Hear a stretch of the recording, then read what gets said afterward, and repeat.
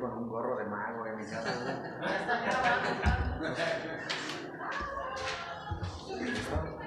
Bueno, pues vamos a iniciar con una oración. En el nombre del Padre, del Hijo y del Espíritu Santo. Amén. Señor Jesús, te agradecemos este momento de encuentro contigo, con tu palabra. Te agradecemos que nos acompañas, nos asistes. Te agradecemos que eres tú quien obra a través de nosotros.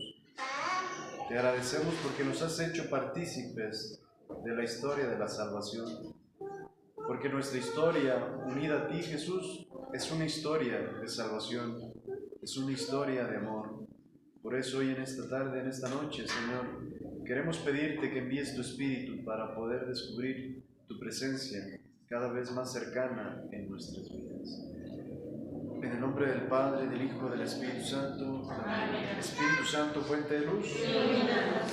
Pues vamos a continuar. Estamos en la página 40. En la clase pasada vimos la persona de nuestro Señor Jesucristo, ¿no? Los momentos de su vida. Analizamos un poquito de manera general cada uno de los momentos de su vida,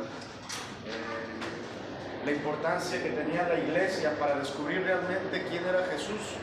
Realmente decíamos que se descubría realmente quién era Jesús dentro de la iglesia, ¿no? Fueron los apóstoles los que descubrieron realmente quién era Jesús, ¿no? Unos decían que era Juan el Bautista, que había reencarnado, otros decían que era Elías, otros decían... Y Pedro dice, tú eres el Mesías, ¿no? O sea, es dentro de la comunidad, dentro de la iglesia, donde se descubre realmente la identidad de Jesús. Vimos ahí también los distintos momentos de su vida oculta, ¿no? Su vida ordinaria, ¿no? La importancia que tuvo su vida ordinaria, esos 30 años que pasó con José, con María.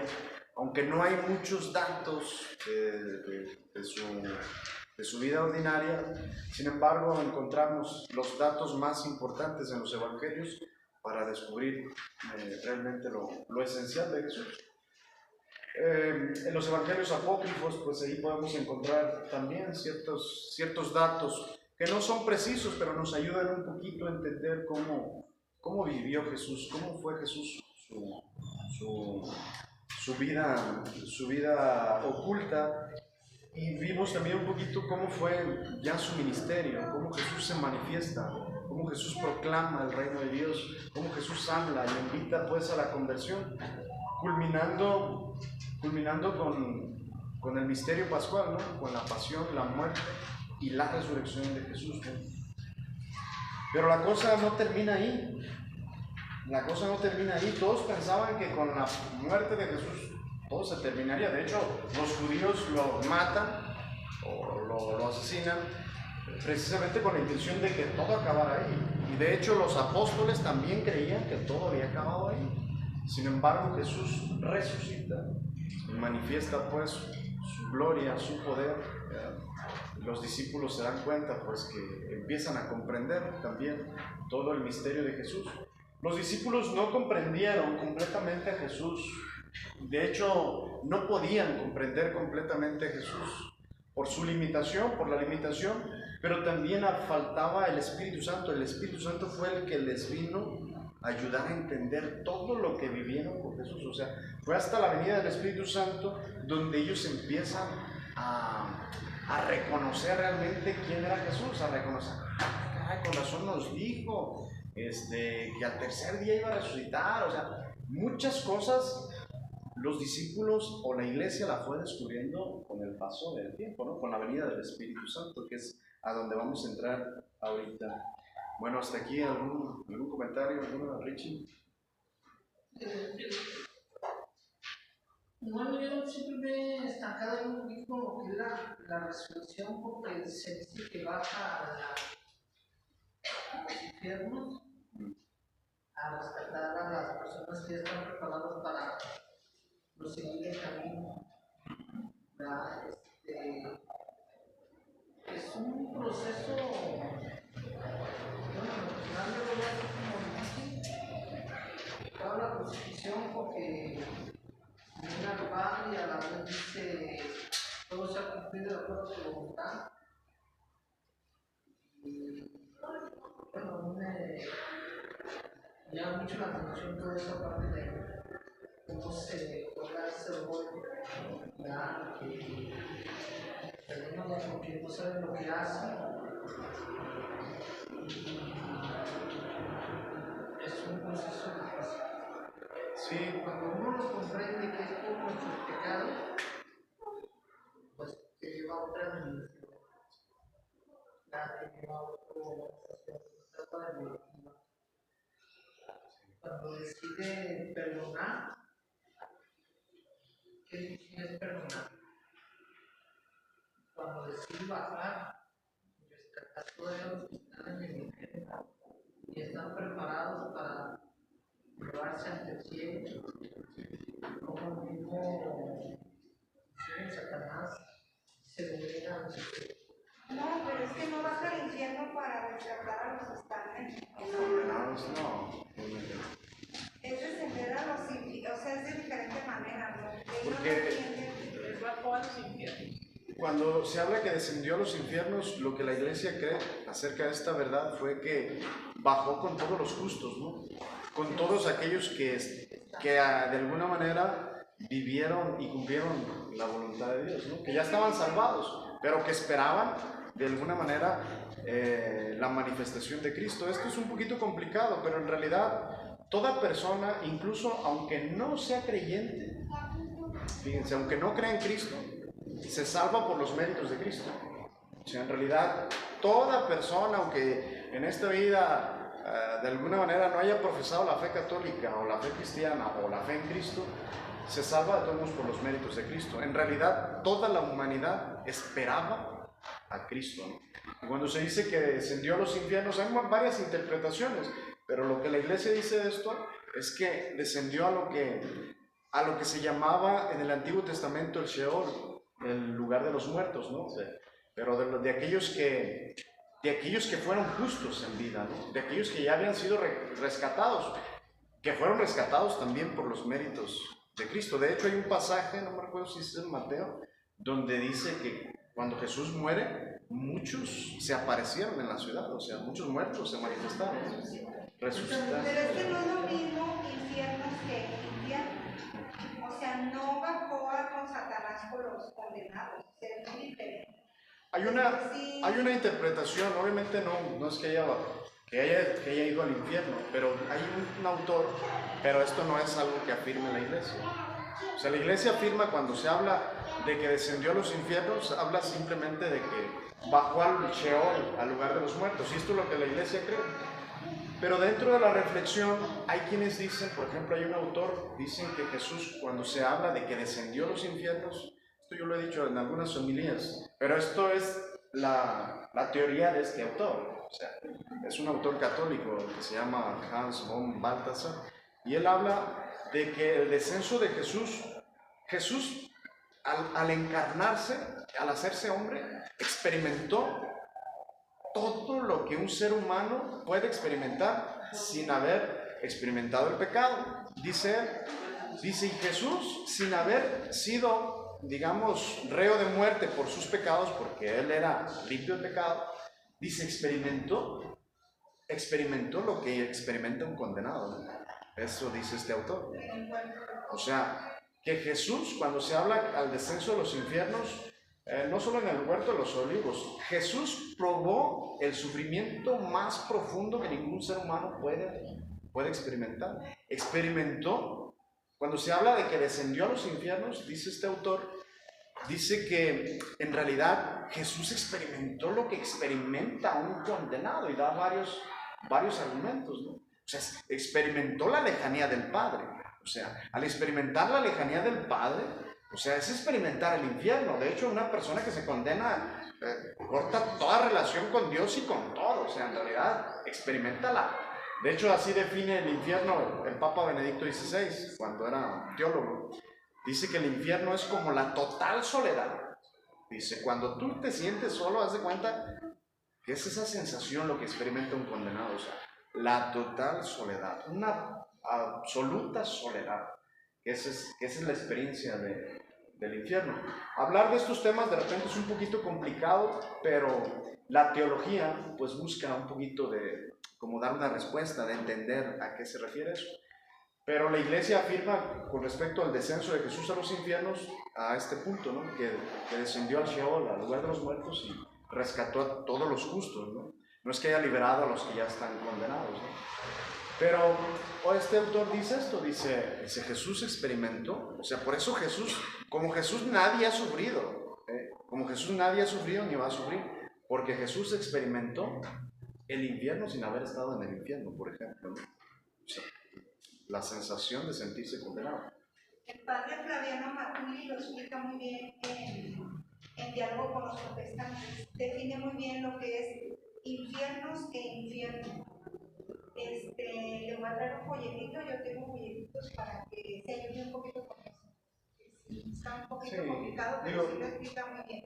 Es una manera pues de abordarlo. La iglesia sigue reflexionando y la iglesia está abierta a seguir conociendo y interpretando o clarificando estos puntos. Les digo, este autor, por ejemplo, y la iglesia tampoco lo censuró, este pensamiento, porque en realidad no contradice en realidad, y es como que suena lógico también. O sea, este autor era un teólogo que ya murió, esa era su postura. La teología sigue avanzando y la gente obviamente sigue reflexionando y se siguen comprendiendo los misterios. Lo que dijo el padre Matuli, pues no es que esté mal, pero la teología sigue en constante comprensión, ¿no? A mí se me hace muy interesante la postura de este autor, por ejemplo, con respecto al descenso a los infiernos, ¿no? O sea, él dice, Jesús es el hombre que más ha sufrido, porque él experimentó el infierno.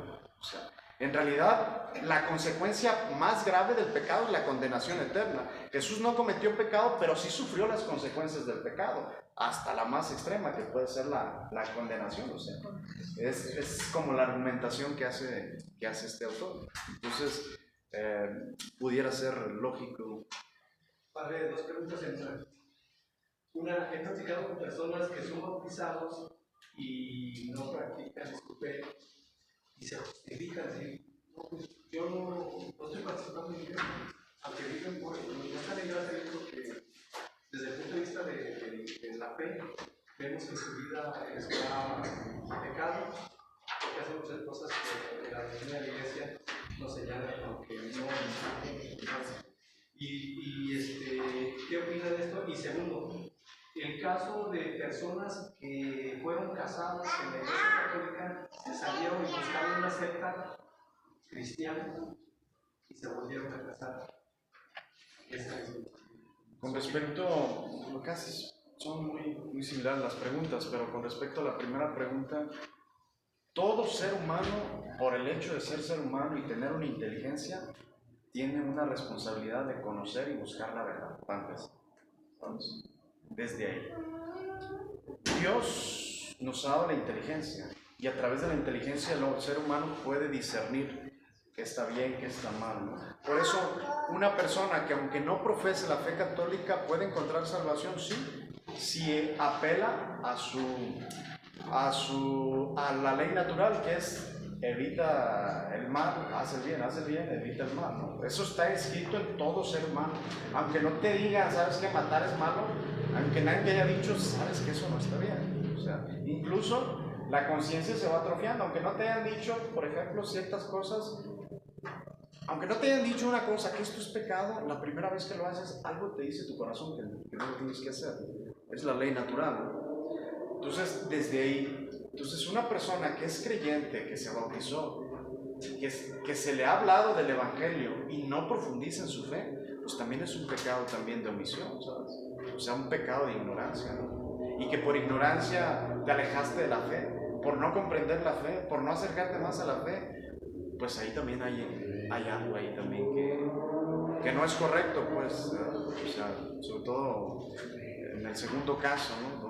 Donde no profundizaste en tu fe, donde no conociste la verdad, donde no profundizaste. Un católico que no profundiza en su fe y por ignorante se desvía, pues hay algo también responsabilidad. Aquí en Levítico capítulo 117 dice: si alguno ha pecado haciendo alguna cosa de las prohibidas por la ley de Dios, ha cometido un delito, aunque no se dé cuenta. Claro. Aunque sea por ignorancia.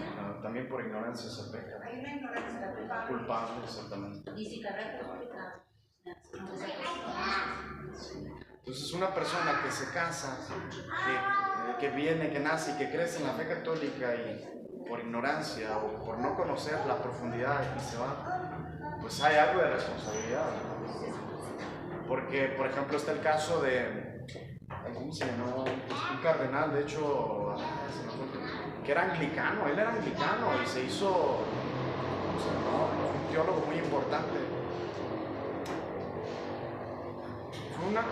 Llegó hasta ser cardenal dentro de la Iglesia Católica, pero él era un maestro de los fuertes en la Iglesia Anglicana. No, el Lutero no, ese no se arrepintió. No, es de Inglaterra. Es de Inglaterra. Ay, ¿cómo se llama? Se me fue su nombre, pero este hombre empieza a buscar la verdad. Y de hecho lo empiezan a juzgar, le dicen, oye, estás pensando ya como católico. Oye, pues yo no estoy haciendo otra cosa que ir a las fuentes, a los santos padres, a las escrituras, y empezó. Y llegó a la convicción de que él no estaba completamente en comunión con la Iglesia de Cristo, ¿no? Y se cambia el catolicismo y también lo rechazan, termina solo, muere solo, porque la familia también como lo orillan. No me acuerdo cómo se llama este santo. Pero fue un gran teólogo también dentro de la Iglesia Católica. Y él descubrió, ¿cómo? Newman, exactamente. John Henry Newman. Entonces, este hombre descubre la realidad y la grandeza de la Iglesia, ¿no?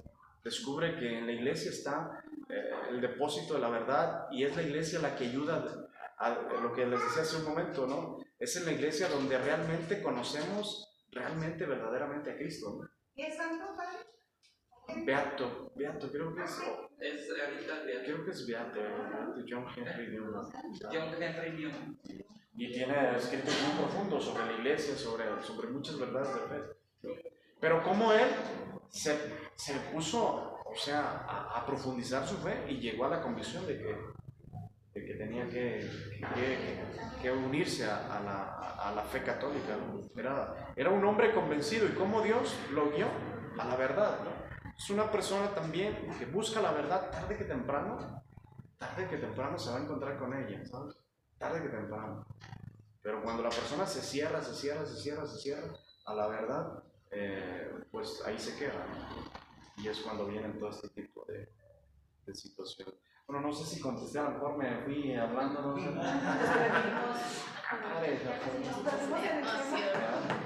Pero es la idea. Vamos a continuar con la parte pues de la página 40, analizar en esta etapa del misterio de la historia de la salvación, la venida de Pentecostés, es decir, el descenso del Espíritu Santo en la iglesia. El Espíritu Santo, que es la tercera persona de la Santísima Trinidad, en realidad ha estado presente en toda la historia de la salvación, ¿no? Estuvo presente en el momento de la creación, estuvo presente en el momento dicen que el primer Pentecostés pues fue también probablemente el descenso del Espíritu Santo en el vientre de la Virgen María, ¿no? O sea, donde hace posible que Jesús nazca y se encarne, ¿verdad? Porque de otro modo es algo inconcebible, como alguien que siendo un ser humano limitado va a concebir en su seno al que es infinito, eterno, absoluto, ¿no? O sea, esto solamente se hace a través del Espíritu Santo. De hecho, hay autores dicen que la parte femenina, esto es dentro de la teología. Aquí es muy importante que distingamos dos cosas: lo que dice la Iglesia, porque lo que dice la Iglesia es lo que creemos y lo que profesamos, pero es válido también lo que dicen los teólogos, ¿verdad? Por ejemplo, estos dicen, por ejemplo, de este punto, ¿no? Y eso es debatible, eso es como yo lo que les decía de lo que decía este autor del descenso de Jesús a los infiernos, pues es debatible, es su teoría, es su pensamiento, que no contradice a la iglesia. No es doctrina de la iglesia, pero tampoco la contradice. Entonces, así es como crece también la fe y se comprenden las verdades de fe, ¿no? Pero dicen que, decía un autor, porque yo hice mi tesis sobre el Espíritu Santo en María, que probablemente la parte femenina dentro de la Trinidad es el Espíritu Santo. Porque el Espíritu Santo, dice este autor, dice el Espíritu Santo es el que une, el que permite la unión entre el Padre y el Hijo, es el que completa, el que perfecciona la unidad dentro de la Trinidad, ¿no? Dentro de la Trinidad es el que une con el Padre y el Hijo. Fuera de la Trinidad, es decir, con la creación, con la criatura, es el que hace posible, ¿no? O sea, por ejemplo, que sea fecundado el Verbo eterno, o sea, Dios, que sea Dios, que se encarne, o sea, y tratan de explicar, o sea, entonces dice este autor que el Espíritu Santo es como el que hace partícipe a María de la maternidad. María puede ser madre de Dios porque el Espíritu Santo, que es dentro de la Trinidad, como la parte femenina, como el que hace posible la maternidad, ¿no? Y este autor trata de explicarlo de esta manera, ¿no? Pero el Espíritu Santo estuvo en la creación, estuvo en los profetas, por ejemplo, lo hemos escuchado, ¿no? Y que habló por los profetas, lo decimos en el credo, ¿no? El Espíritu Santo ha estado presente todo el tiempo, ¿no? Pero estuvo de una manera plena, de una manera, digamos, como más manifiesta, como más evidente en Pentecostés, ¿no?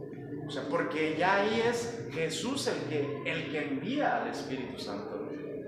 Jesús, en su condición de hombre, poseía la presencia del Espíritu Santo, obviamente sí, en su condición de ser humano, era el ungido de Dios. Al ser el ungido es porque él poseía de alguna manera, como hombre, como ser humano, la presencia de una manera fuerte del Espíritu Santo, ¿no? Por eso Jesús podía hacer lo que hizo, ¿no? Pero en María, después de Jesús, en María, la segunda persona donde el Espíritu Santo actúa potentemente es la Virgen María. Y una manifestación también del Espíritu Santo es en Pentecostés. Es decir, la iglesia propiamente se la funda Jesús, pero se descubre en Pentecostés. El Espíritu Santo es el que hace descubrir quién es la iglesia, ¿no? Desciende el Espíritu Santo sobre los apóstoles en ese primer momento y ellos descubren el poder de Jesús a través del Espíritu Santo, ¿no? O sea, el Espíritu Santo, Jesús ya no estaba presente con su cuerpo físico, pero estaba presente a través del Espíritu Santo, ¿no?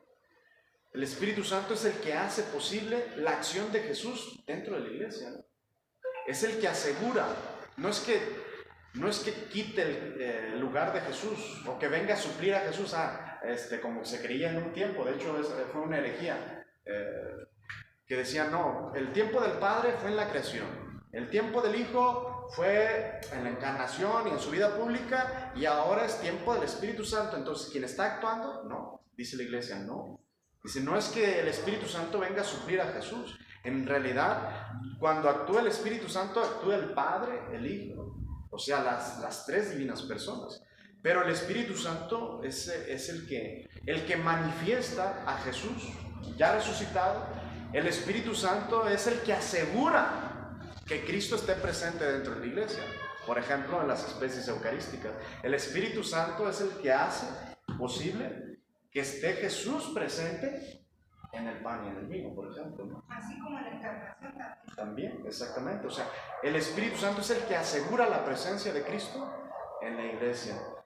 Por eso Jesús lo promete, porque sabe Jesús que necesitan ellos recibir al Espíritu Santo. Sin el Espíritu Santo, los apóstoles no pueden ser enviados.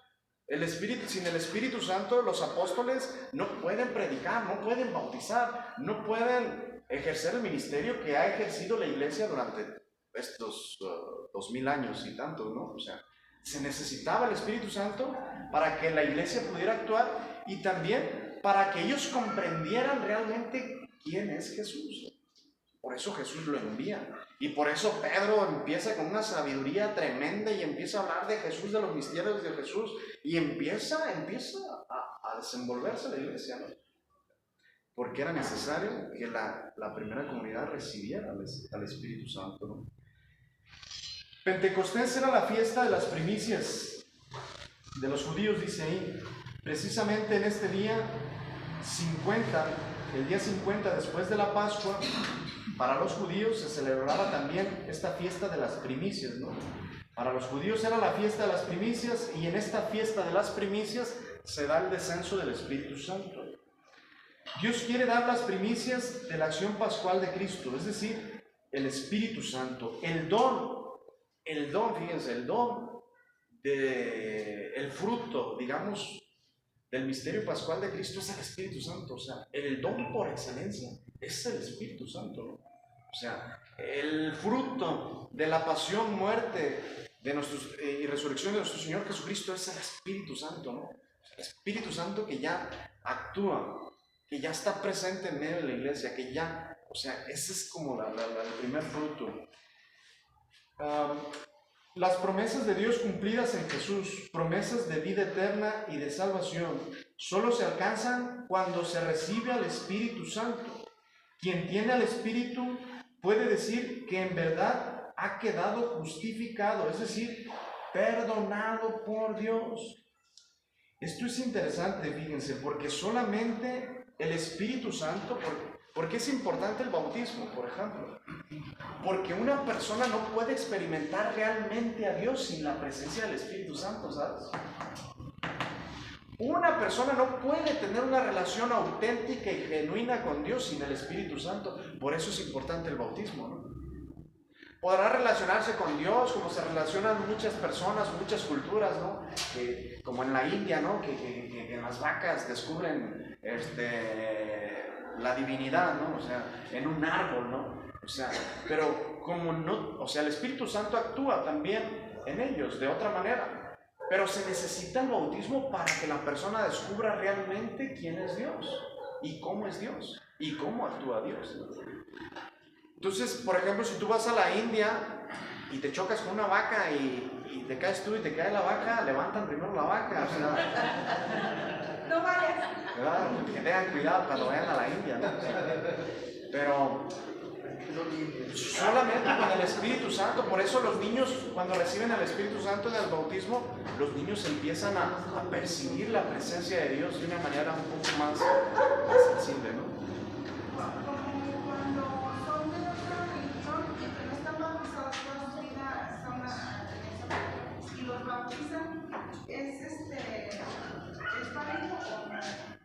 ¿Actúa el Espíritu Santo fuera de la iglesia? Sí, de otra manera. Pero el bautismo, para que sea válido, tiene que ser un bautismo en la confesión de la fe de la Santísima Trinidad. O sea, en el nombre del Padre, del Hijo y del Espíritu Santo, ¿no? Como los cristianos que no. Y este bautismo, para que sea efectivo, tiene que estar en comunión con la iglesia. Hay, por ejemplo, iglesias que se han separado de la iglesia católica y que tienen un bautismo válido, ¿no? Por ejemplo, los luteranos, ¿verdad? Los que de Martín Lutero, que siguieron ellos bautizando. Sí, su bautismo era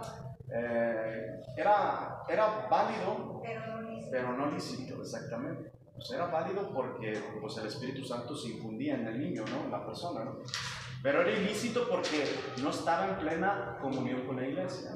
Entonces, hay muchas iglesias de tinte cristiano que se han bautizado, pero en realidad no reciben propiamente al Espíritu Santo porque a quienes les dio el poder de bautizar fue a la iglesia, a Pedro y a los apóstoles, ¿sí? A lo largo de la historia, todas las denominaciones de cristianos, todos los protestantes, pues se han desprendido de esas primeras divisiones que hubo en la iglesia, ¿no? Y muchos de ellos han perdido la sucesión apostólica y si no hay sucesión apostólica, es decir, por ejemplo, que un obispo aquí se rebele contra el cardenal y diga, yo voy a fundar mi propia iglesia, pues sí, empieza a bautizar y sus sacramentos son válidos, pero no lícitos, porque no está en plena comunión con la iglesia. Pero si de repente ese obispo se muere y no dejó a ningún sucesor, se pierde el bautismo, ¿no? Pero si ordena a un sacerdote o ordena a otro obispo, pues sigue la sucesión. No está en plena comunión con la iglesia, pero sus sacramentos siguen teniendo ese efecto.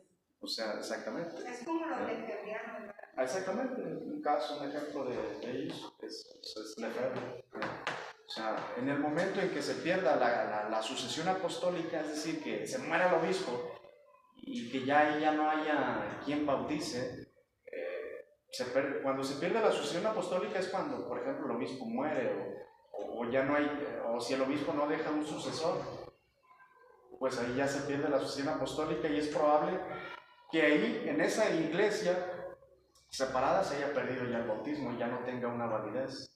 O sea, Yo me refiero como los hijos nacidos ya en un matrimonio que es cristiano. Ajá. Y que los bautizan así, que nacen ahí. Depende, por ejemplo, en qué denominación de cristianos. Por ejemplo, ya los cristianos que nosotros conocemos, casi en su mayoría, todos los que vienen de acá de Estados Unidos, son cristianos. En realidad, cristianos somos aquellos que creemos en Cristo, ¿no? O sea, se les dice cristianos, es que yo soy cristiano. No, yo también soy cristiano. No creo en Buda, no creo en... O sea, en realidad todos somos cristianos. Pero todas las denominaciones religiosas que vienen ya de Estados Unidos, casi en su mayoría, de hecho casi todas, si una persona llega a la iglesia católica, tiene que bautizarse, porque su bautismo ya no son válidos ni es lícito. Entonces ya no tiene una validez, no tiene una licitud. ¿Actúa el Espíritu Santo en esos movimientos religiosos? Sí, porque el Espíritu Santo actúa, pero no es el mandato ni es la intención de Cristo. Si es bajo obediencia. Exactamente. O sea, porque a quienes mandó bautizar fue a los apóstoles, fue a la iglesia.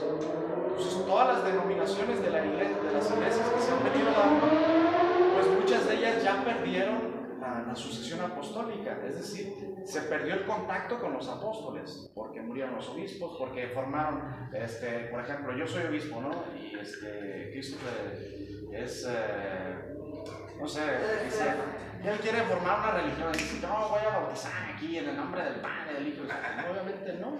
Aunque haga un bautismo y él formó los testigos de Jehová, por ejemplo, pues sí lo decía, ¿no? O sea, aunque él bautice, pues porque tengo que hacer algo. ¿Por qué? Porque no fue obispo, si haya sido obispo, pues entonces a lo mejor ahí todavía la cosa sigue, ¿no? Pero en la mayoría de todas las denominaciones cristianas en Estados Unidos, su bautismo es inválido e ilícito, casi todos testigos de Jehová. Entonces un niño que nace y crece en testigo de Jehová y lo bautizan allá, en realidad, si se convierte al catolicismo, tiene que recibir en realidad el bautismo. Padre, y los que fueron católicos alguna vez y ahora son testigos de Jehová y reciben el segundo bautismo. Para ellos, el bautismo que les dieron en el nombre del Padre, del Hijo y del Espíritu Santo y en comunión con la iglesia, Toda la vida lo van a seguir. hasta en el infierno van a seguir siendo hijos de Dios. ¿Por qué? Porque el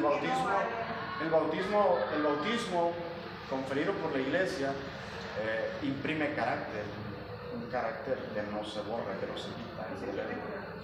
A mí me sucedió una vez algo tengo un tío que es cristiano, bueno, ya no es cristiano porque ya ni va a la iglesia tampoco, ¿verdad? Pero de recién que yo inicié aquí en el camino de Dios, hace como 10 años, pues él me atacaba mucho, trabajábamos juntos y él me atacaba mucho en la cuestión de la religión, pues.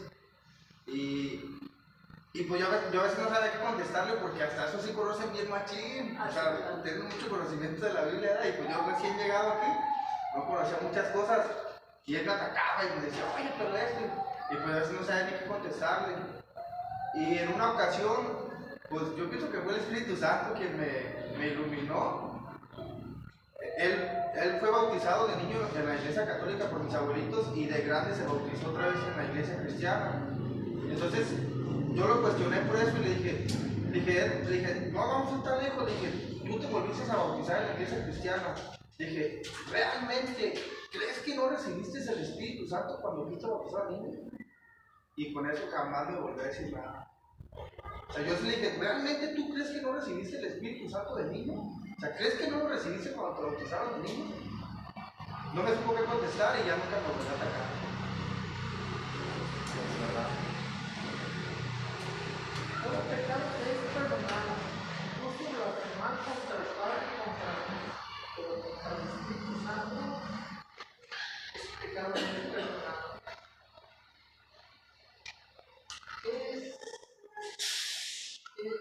pecados dicen que van en contra del Espíritu Santo, no puede ser perdonado? Ya lo habíamos tocado esto en unas clases anteriores. Hay que venir. Pero el pecado contra el Espíritu Santo tiene varias interpretaciones. No es que se refiera a un acto concreto y preciso, ¿no? Pero una de las interpretaciones que ahorita me acuerdo es como el rechazo total, que tú veas la acción de Dios, o sea, que tú veas que Dios está obrando y que completamente lo rechazas, ¿sabes? O sea, que fue el caso de Jesús, que le decían, tú expulsas los demonios por el poder de Belcebú. O sea, Jesús le dice, eso es ilógico. O sea, es ilógico. ¿Cómo me dices que yo, por el poder de Satanás, expulso los demonios? Eso es ilógico. O sea, es absurdo lo que tú me estás diciendo, dice Jesús, en otras palabras, ¿no? O sea, lo que tú me estás diciendo no me lo estás diciendo porque lo estás razonando, sino porque quieres contradecir lo que yo estoy haciendo. O sea, en el fondo los fariseos se daban cuenta que Jesús estaba actuando, pero era más su orgullo, su soberbia, que rechazaban y decían, es que actúas por el poder de los demonios. O sea, se refiere, una de las interpretaciones, como a ese rechazo de la gracia de Dios, cuando la ves que está actuando, cuando se te ofrece y la rechazas completamente, ¿no? O sea, es un pecado contra el Espíritu Santo, o es una interpretación de este pecado, como un rechazo de la acción y el poder de Dios, cuando es obvio, cuando es evidente, ¿no? O sea, Jesús les dice, lo que me estás diciendo es ilógico. O sea, ¿cómo te atreves tú a decir que expulso a los demonios por el poder de Satanás? Es ilógico. O sea, Jesús les pone las cosas claras, clarísimas. De hecho, por eso también Jesús hablaba en parábolas. No sé si se acuerdan también, o sea, Jesús, ¿por qué hablaba en parábolas, en cosas tan sencillas? Para que nadie tuviera duda de qué era lo que estaba hablando Jesús. Para que nadie dijera, yo no entendí. A mí no me dijiste, yo eso no lo te hablé en parábolas, de un lenguaje sencillo y simple para que entiendan. Por eso Jesús se exalta ahí en ese momento, ¿no? Pero a eso se refiere, es una interpretación. Esto del pecado contra el Espíritu Santo es muy amplio, pero pudiera ser una de las interpretaciones. Padre, hay una diferencia, más bien hay diferencia en cuanto a la fuerza en las palabras, tal cual las palabras, pues, como el Espíritu Santo y el Espíritu de Dios. Algo que en una ocasión se me hizo muy intrigante. Estaba estudiando un tema de la base del Espíritu Santo y pues ahí me agarré en la Biblia, entonces no encontré en ninguna ocasión que nombre la Biblia Espíritu Santo en el Antiguo Testamento. Entonces ya fui por otras Biblias y así ya los días. Entonces el Espíritu Santo, por primera vez que lo nombra las Sagradas Escrituras, es hasta en Mateo, cuando llega la Virgen María. Se me hizo como se me hizo la neta muy bonito por la potencia que llega al Espíritu Santo, la Virgen María, y ahorita en cuanto usted decía que ha estado todo el tiempo. ¿Hay alguna fuerza o lo podemos tomar igual como el Espíritu de Dios? ¿Es lo mismo que el Espíritu Santo? ¿O sí nace el Espíritu Santo cuando llega nuestro Señor Jesucristo? No nace. El Espíritu Santo es eterno, como es el Hijo y como es el Padre. Pero es que en el Antiguo Testamento sí lo menciona siempre como Espíritu. Como Espíritu de Dios. O sea, pero cuando se refiere al Espíritu de Dios, se puede interpretar como el Espíritu Santo. Ciertamente ya en el Nuevo Testamento hay una clarificación de que se trata de la tercera persona de la Santísima. Es que se ven manifestaciones, por ejemplo, en la zarza que había, o por ejemplo cuando pasaba y veía la nube, pero era el mismo Espíritu de Dios, o sea, ya estaba. O sea, de hecho ya ha habido tratados porque acerca del Espíritu Santo, de hecho la Iglesia Católica se quedó muy corta. De hecho fueron los protestantes los que desarrollaron más la teología sobre el Espíritu Santo, ¿no? De hecho ahorita actualmente hay unos, porque yo los estudié un poquito, eran unos ortodoxos rusos que desarrollaron una teología preciosa sobre el Espíritu Santo, ¿no? Entonces, la teología sobre el Espíritu Santo en realidad dentro de la Iglesia Católica, no solamente dentro de la Iglesia Católica, en general está más desarrollada la cristología, está más desarrollada la Trinidad que el Espíritu Santo, que la teología sobre el Espíritu Santo. Pero los autores que han dicho, o sea, cuando se habla del Espíritu Santo y del Espíritu de Dios, en realidad se puede hablar de la acción del Espíritu Santo, porque es el Espíritu Santo el que actúa, o sea, el Padre es el que envía al Espíritu Santo, ¿verdad? El Espíritu Santo es el que actuó en la creación, ¿no? O sea, ya dice en el Génesis, el Espíritu aleteaba, ¿no? Se refiere al Espíritu Santo, ¿no? O sea, entonces, durante toda la historia de salvación, la presencia del Espíritu Santo siempre ha estado, ¿no? Se hace más clara y más de manifiesto con Jesús. Jesús es quien envía al Espíritu Santo, pero quien revela a Jesús es el Espíritu Santo. En realidad toda la historia de la salvación es un trabajo conjunto del Padre, del Hijo y del Espíritu Santo, ¿no? De las tres divinas personas. Pero es en el Nuevo Testamento, con la encarnación de Jesús, la que se pone de manifiesto la Trinidad. De hecho, solamente somos nosotros los que creemos en la Santísima Trinidad. Los judíos, por ejemplo, ellos creen en un solo Dios, ¿no? O sea, y cuando se habla del Espíritu de Dios, por ejemplo, en el Antiguo Testamento, se hablaba como del modo en que Dios actuaba, ¿no? Para nosotros, para el cristianismo decimos, no, o sea, sí era el Espíritu Santo, ¿no? O sea, porque nosotros creemos en un solo Dios, como los judíos, pero en tres personas distintas, o sea, en tres personas distintas, ¿no? Pero el Espíritu Santo siempre estuvo actuando. De hecho, otro autor decía que el Espíritu Santo todavía no se manifiesta. De hecho, ese autor ruso dice porque el Espíritu Santo nunca ha hablado de sí mismo. Actúa siempre en función del Padre y del Hijo.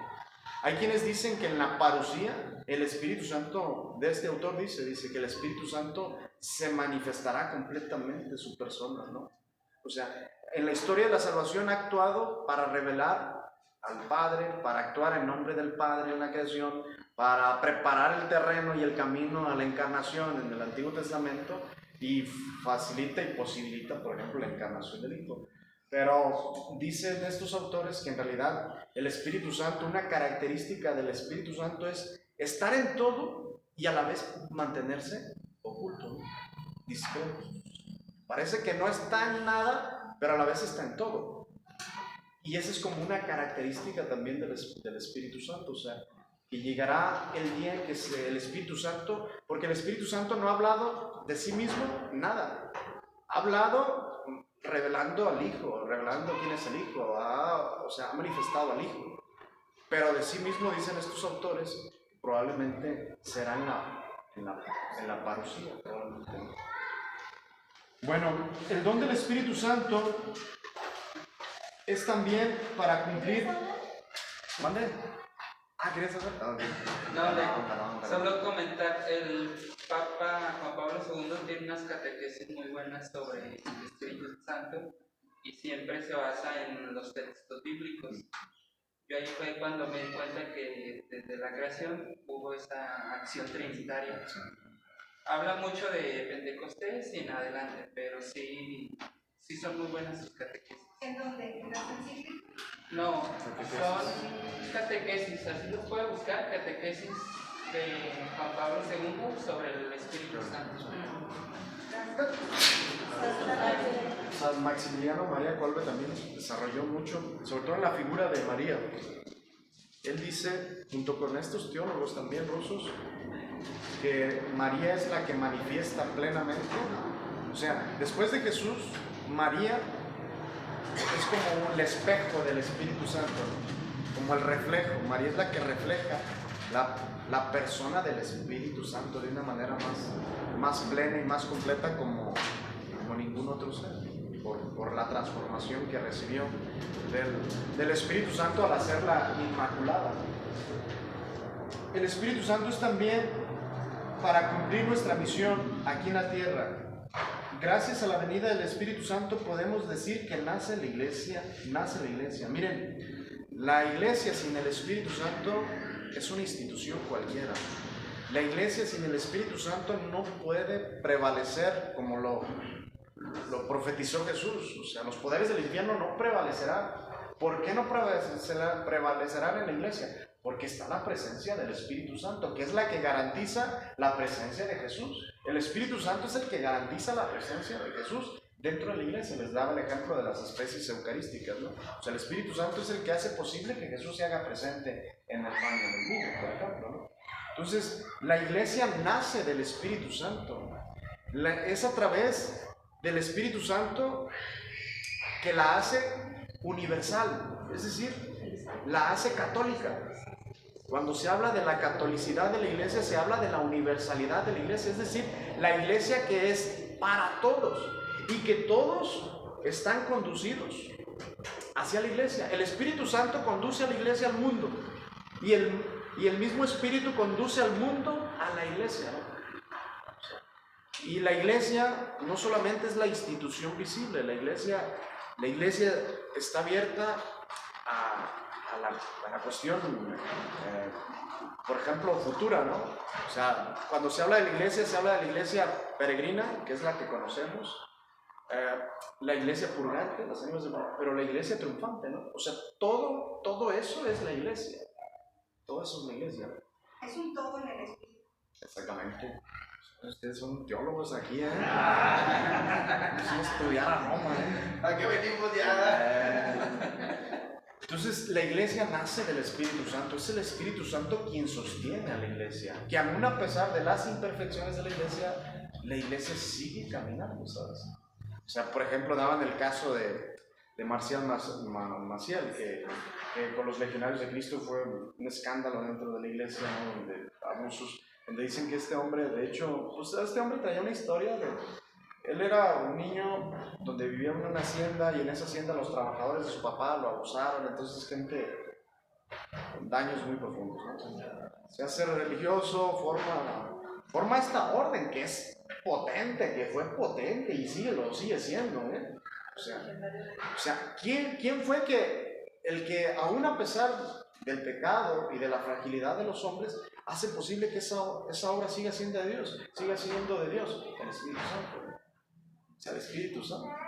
Definitivamente, si esa obra no fuera sostenida por el Espíritu Santo, ya se hubiera acabado. Lo dijo en Hechos de los Apóstoles, no me acuerdo, fue Gamaliel, sí, ¿verdad? Que dijo, si esto es de Dios, aunque haga lo que haga, o sea, no. Exactamente. Entonces la iglesia... Se ve la debilidad humana. Sí, definitivamente, porque la iglesia está formada por pecadores. Y esa es la parte frágil. Pero si no estuviera la asistencia del Espíritu Santo, la iglesia no pudiera subsistir ni llevar a cabo su misión. El Espíritu Santo es una presencia indispensable para la vida del cristiano y de la iglesia. Por eso lo decíamos.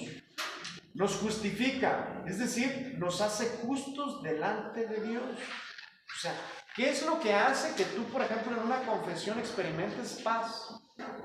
Es el Espíritu Santo. O sea, no es otra cosa que la presencia del Espíritu Santo en la iglesia a través de los sacramentos. ¿Por qué cuando tú, por ejemplo, predicas o das alguna catequesis y de repente ahí se tocó el corazón de una persona? ¿Quién fue quien hizo posible? El Espíritu Santo. Si no estuviera el Espíritu Santo, pues no tendría sentido, ¿no? La tarea más importante del Espíritu Santo es la de construir el cuerpo de Cristo, que es la iglesia, y convertirla en un instrumento del reino. Es decir, el Espíritu Santo va, digamos, construyendo el cuerpo de Cristo, que somos todos nosotros. A ti el Espíritu Santo te va perfeccionando, te va construyendo, te va edificando, te va haciendo un miembro cada vez más auténtico de Cristo. De hecho, lo que hace el Espíritu Santo es una cristificación de ti. Es decir, el Espíritu Santo va haciendo que cada vez tú más te parezcas a Cristo. Esa es la tarea del Espíritu Santo. Por eso los grandes santos cuando se abren al Espíritu. Una persona que se abre al Espíritu Santo, Dios la va transformando profundamente. Sus sentimientos, sus acciones, sus pensamientos. Y el Espíritu Santo obra fuertemente, ¿no? O sea, por eso los grandes santos, por eso las grandes obras dentro de la iglesia, ¿no? O sea, construir el cuerpo de Cristo, el Espíritu Santo se refiere a eso, ¿no? A que va construyendo, va generando más hijos de Dios, y dentro del cuerpo místico va dando dones, y que a ti te dio el don de la predicación, que a ti te dio el don no sé, de hacer obras sociales, y que a usted le dio el don no sé, de compartir los bienes. O sea, por eso todos tenemos carismas.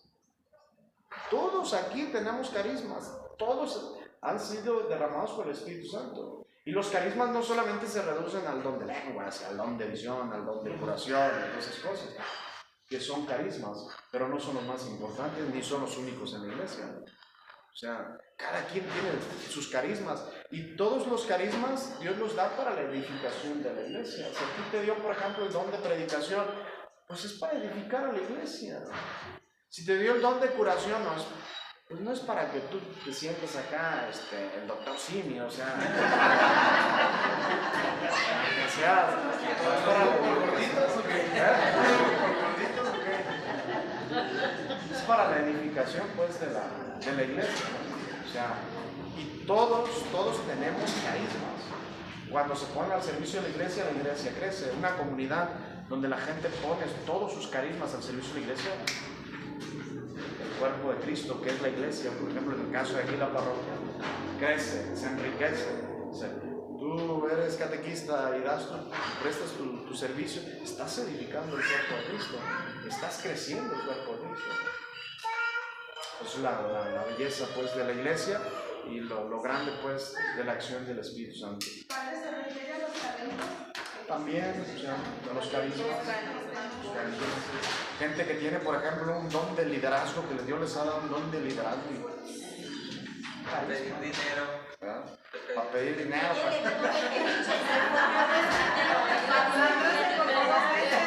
Para mandar hojas. Sandy, que formaste 2 veces, mija. Se formó 2 veces. Espérate, A ver, Es violencia. diga algo. a ustedes no es el carisma de los. Es que si no lo hicieran no fuéramos caritativos. En realidad, todos.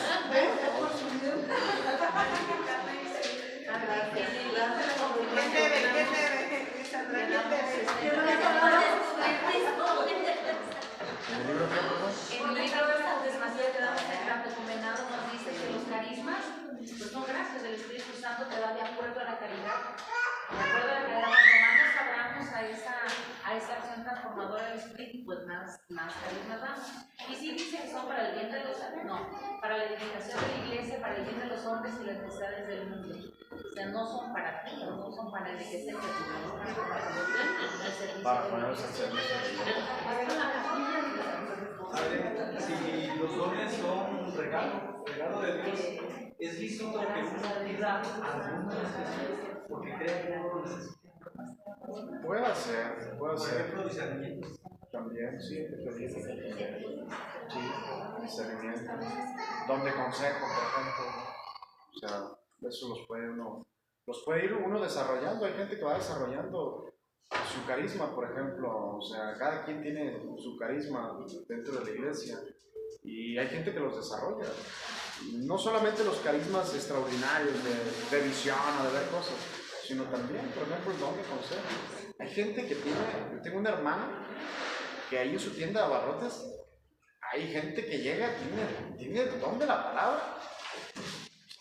Gente que llega, manda gente ahí a confesar, manda gente, o sea, de hecho, hasta a mí a veces me hace reflexionar, o sea, me hace pensar, o sea, porque yo veo que tiene ese don para, hasta los peces más gordos ahí los aplaca. O sea, digo, gente que anda en las drogas, gente que anda de infieles, cosas así, llega, le platican, o sea, tiene un carisma, yo lo veo. Entonces todos tenemos carisma, ¿verdad? Para ponernos al servicio de Dios y de la iglesia. Bueno, nos vamos a poner de pie.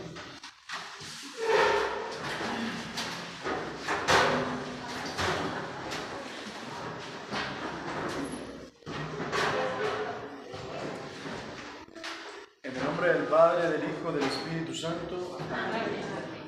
Damos gracias, Señor, por el don del Espíritu Santo, por tu presencia en medio de nosotros a través de tu Espíritu. Sabemos que tú actúas, que tú obras a través del Espíritu Santo y que has querido comunicarlo a nosotros, indignos y pecadores, para hacernos partícipes de tu vida divina. Gracias, Señor, porque así te ha parecido bien.